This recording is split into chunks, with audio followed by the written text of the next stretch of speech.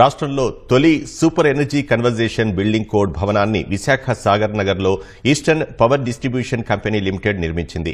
కేంద్ర ప్రభుత్వ సంస్థ బ్యూరో ఆఫ్ ఎనర్జీ ఎఫిషియన్సీ రూపొందించిన ఈసీబీసీ నిబంధనలను అనుసరించి 40% వరకు విద్యుత్ ఆదా చేసేలా ఇందులో ప్రత్యేక పరికరాలను ఉపయోగించారు. 13 కోట్ల రూపాయలతో తొలిసారిగా నిర్మాణమైన ఈసీబీసీ భవన విశేషాలపై ఈపీడీసీఎల్ ఎస్ఈ శ్రీనివాసరావుతో ముఖాముఖి. విశాఖలో రాష్ట్రంలోనే మొట్టమొదటిసారిగా ఒక సూపర్ ఈసీబీసీ భవనం సిద్ధమైంది.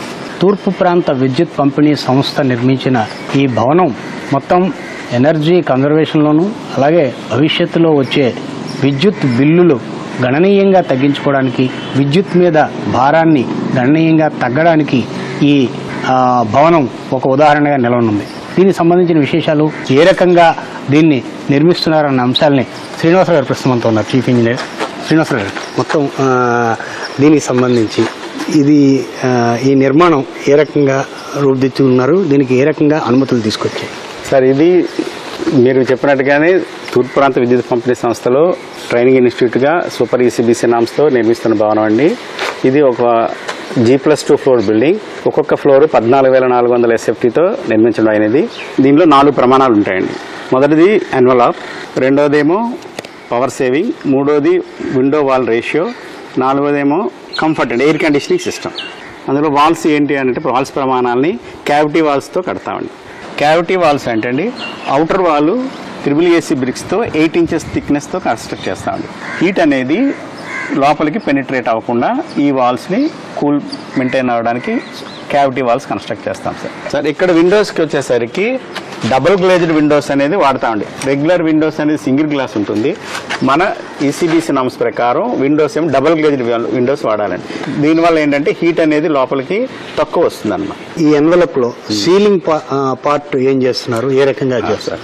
సీలింగ్లో ఏం చేస్తాం సార్, సీలింగ్కి అండర్ డెక్కింగ్ సీలింగ్ అనేది కూడా చేయాలండి. ఇది అండర్ డెక్కింగ్ సీలింగ్ అంటే స్లాబ్కి టచ్ అవుతూ ఒక సీలింగ్ చేయాలి. దీన్ని కూడా మేము రాక్ వూల్ తోటే మెయింటైన్ చేసామండి. అది కూడా 50 mm థిక్ రాక్ వూల్తో సీలింగ్ చేసాం. తర్వాత గ్యాప్ ఇవ్వాలండి, ఎయిర్ గ్యాప్ ఇచ్చిన తర్వాత ఫాల్స్ సీలింగ్ అనేది ప్రొవైడ్ చేయాలి. ఇప్పుడు దీనివల్ల మనకి ఈ సూపర్ ఈసీబీసీ నామ్స్లో ఈ ఎన్వలప్ అన్న విధానం ఎంతవరకు మనకి ఎనర్జీ కన్జర్వేషన్కి ఉపయోగపడుతుంది? ఇది మనకి 40 to 60% ఆఫ్ ఎనర్జీ సేవ్ అవుతుందండి. మొత్తం దీనికి ఎంత ఖర్చు అయిందండి? ఈ మొత్తం 3 ఫ్లోర్ బిల్డింగ్ కట్టడానికి దాదాపుగా 13 కోట్లు అయిందండి. ఇది తయారైన ఒక శిక్షణ హాల్. ఇందులో ఎనర్జీ కన్జర్వేషన్కి సంబంధించి, విద్యుత్ ఆదాకి సంబంధించి ఆ గణాంకాలు, ఆ ట్రయల్ రన్ మీకు ఏం చెప్తుంది? సార్, ఇది విద్యుత్ ఆదా అవ్వాలి అంటే ఫస్ట్గా మనం చేయాల్సింది ఏంటంటే air conditioning system sir. So HVAC system అనేది ఉంటుందండి, heat ventilated air conditioning system. అందులో ఆ మోడల్లో మేము VRV సిస్టమ్ అని తీసుకున్నాం, అంటే వేరియబుల్ రిఫ్రిజిరెంట్ వాల్యూమ్. ఈ VRVలో ఏంటంటే సింగిల్ అవుట్డోర్ యూనిట్ ఉంటుంది, మల్టిపుల్ ఇండోర్ యూనిట్స్ ఉంటాయి. ఈ మల్టిపుల్ ఇండోర్ యూనిట్స్ అన్ని ఆ సింగిల్ దీని మీదే ఆపరేట్ అవుతూ ఉంటాయి. ఆక్యుపెన్సీని బట్టి బట్టి కంప్రెషర్ అనేది ఆన్ ఆఫ్ వాల్యూమ్ని త్రో చేస్తుంది. దానివల్ల మనకి ఎనర్జీ అనేది సేవ్ అవుతుందండి. ఇప్పుడు ఇది మొదటిసారిగా ఇది ఈపీడీసీఎల్ ఛాలెంజ్గా తీసుకొని ఈ భవనం నిర్మాణం చేస్తుంది. దీనికి సంబంధించి ఫైనాన్సెస్ మీరు మొత్తం 13 కోట్లు ఖర్చు అయ్యన్నారు. దీనికి సంబంధించి ఫైనాన్సెస్ ఏ రకంగా ఈపీడీసీఎల్ సమకూర్చింది? సార్, దాని bureau of energy efficiency BEE government of India వాళ్ళు సూపర్ ఈసీబీసీ బిల్డింగ్స్ని కన్స్ట్రక్ట్ చేయడం కోసం వేరియస్ స్టేట్స్కి ఎంకరేజ్మెంట్ కింద 5 crores ఒక బిల్డింగ్కి శాంక్షన్ ఇస్తున్నారు సార్. అట్లాగా మనకి 5 crores అనేది ఈపీడీసీఎల్కి bureau of energy efficiency through APSCM ద్వారా మనకు గ్రాంట్ శాంక్షన్ చేశారు. అది టోటల్ గ్రాంటే, need not to repay.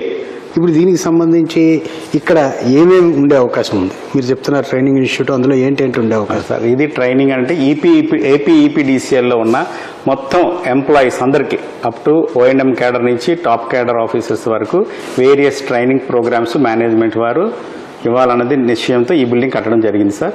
Sir, ఇందులో సోలార్ ఎనర్జీని ఏ రకంగా ఉపయోగిస్తున్నారు? సార్, ఈ సూపర్ ఈసీబీసీ నామ్స్లో సోలార్ ఎనర్జీ అనేది కూడా మ్యాండేటరీ కండిషన్ అండి. మనం ఏదైతే దీనికి ఇన్స్టాలింగ్ లోడ్ కెపాసిటీ ఉందో దాని వరకు మనం సోలార్ ఎనర్జీని కూడా ఎస్టాబ్లిష్ చేసుకోవచ్చు అండి. ఇది 50 kVA లోడ్ తీసుకున్నాం. ఇది సూపర్ ఈసీబీసీ భవన నిర్మాణ ప్రత్యేకతలు. కేవలం శ్రీనివాసరావు, కూర్మరాజు, ఈటీవీ న్యూస్, విశాఖపట్నం.